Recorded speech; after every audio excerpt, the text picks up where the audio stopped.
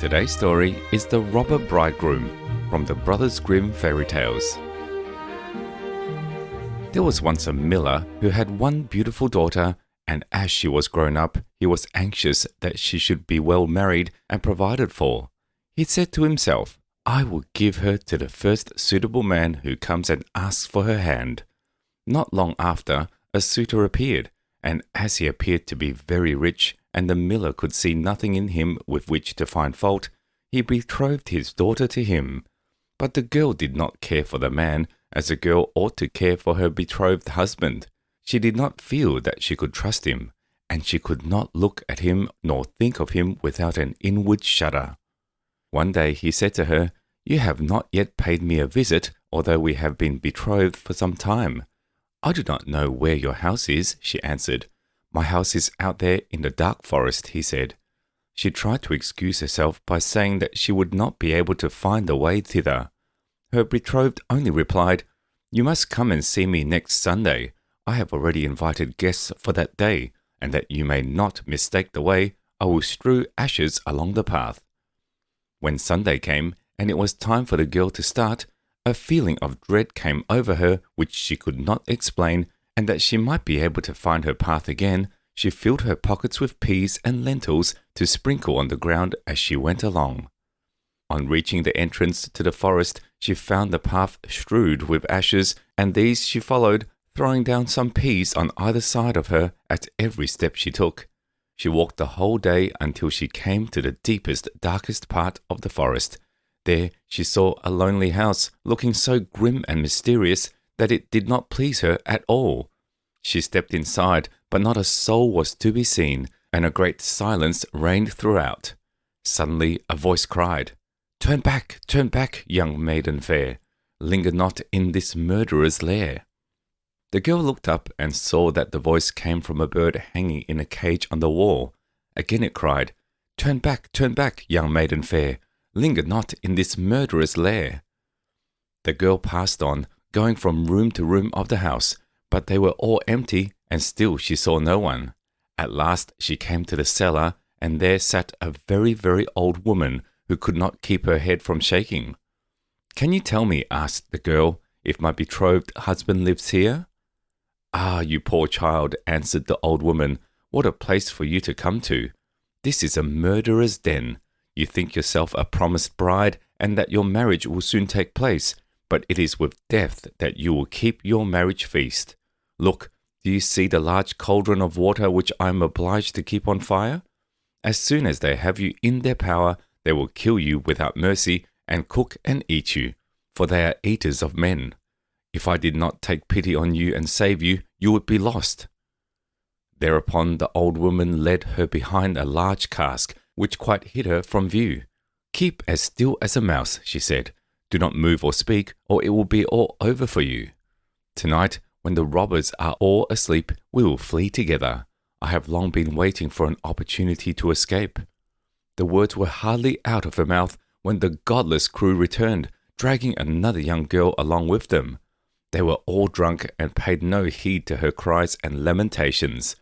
They gave her wine to drink, 3 glasses full, one of white wine, one of red, and one of yellow, and with that her heart gave way and she died. Then they tore off her dainty clothing, laid her on the table, and cut her beautiful body into pieces and sprinkled salt upon it. The poor betrothed girl crouched trembling and shuddering behind the cask, for she saw what a terrible fate had been intended for her by the robbers. One of them now noticed a gold ring still remaining on the little finger of the murdered girl, and as she could not draw it off easily, he took a hatchet and cut off the finger. But the finger sprang into the air and fell behind the cask into the lap of the girl who was hiding there.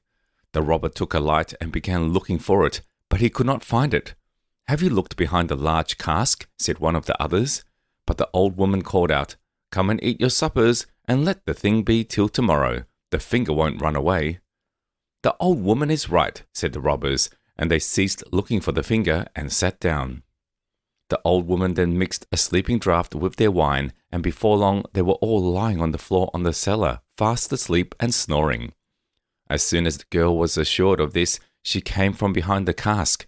she was obliged to step over the bodies of the sleepers who were lying close together, and every moment she was filled with renewed dread lest she should awaken them. But God helped her so that she passed safely over them, and then she and the old woman went upstairs, opened the door, and hastened as fast as they could from the murderer's den. They found the ashes scattered by the wind, but the peas and lentils had sprouted and grown sufficiently above the ground to guide them in the moonlight along the path. All night long they walked, and it was morning before they reached the mill. Then the girl told her father all that had happened.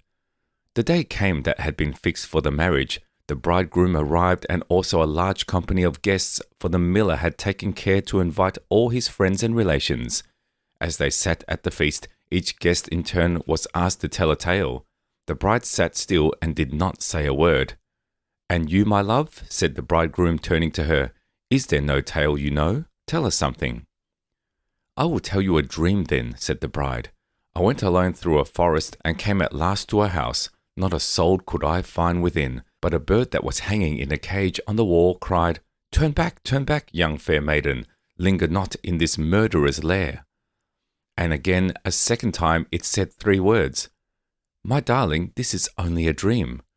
I went on through the house from room to room, but they were all empty, and everything was so grim and mysterious. At last I went down to the cellar, and there sat a very, very old woman who could not keep her head still.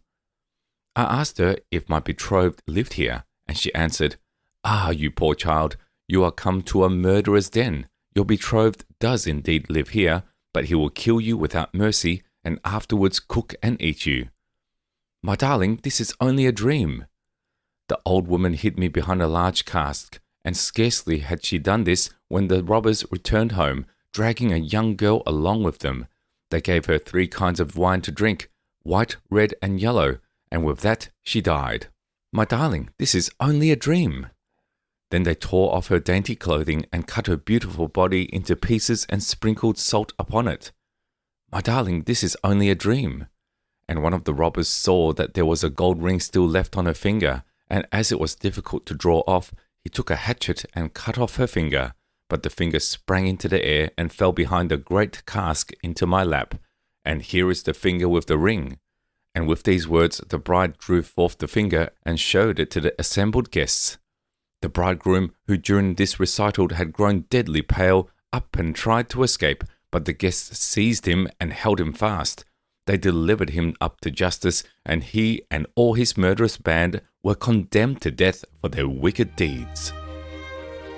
We hope you enjoyed the story. Subscribe for more. See you next time.